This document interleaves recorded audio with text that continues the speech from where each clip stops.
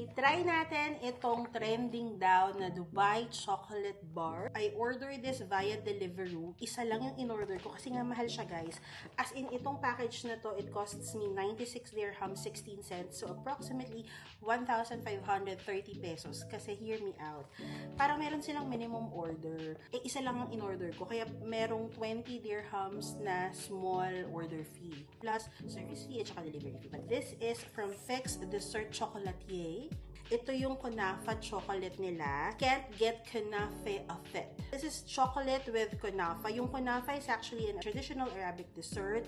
I tried kunafa before. Gusto ko yung kunafa and definitely gusto ko yung chocolate. So, tingnan natin pag pinagsabay ba sila, masarap ba talaga?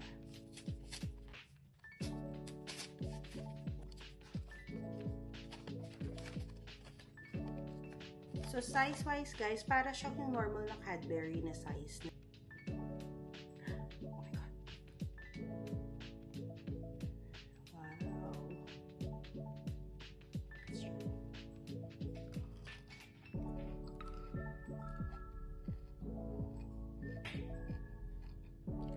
Ang sabi, it's a crispy kunafa mixed with pistachio and tahini paste encased in milk chocolate.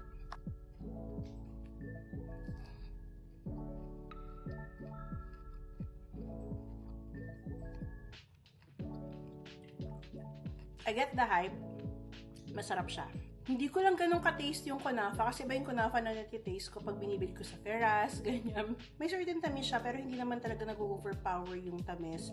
Yung loob niya, hindi mo naman malalasahan yung pistachio like na crunchiness ng pistachio. Ibang crunchiness yung natitikman ko eh. More of pistachio yung taste and chocolate. Maganda yung combination niya in total. Lasa-wise, okay siya sa akin. Definitely, as a sweet tooth person, nasarapan ako. Ang tanong, bibili ba ako ulit? Parang hindi. Kasi mahal siya. May masarap siya, oo. Pero medyo mahal siya, guys. I suggest, guys, you share it among friends kasi nakakaumay din talaga siya. And ako kinakain ko lang siya ng kinakain. Pero technically, mga 2 slices or 2 bars nun, okay na siya para ma-taste nyo. But yeah, siguro one time, just to taste it kung curious kayo, go try it. Order kayo sa delivery. Usually from afternoon sila nag-open ng slots for delivery. Pero yeah, masarap siya, guys. Kung curious kayo, go check them out.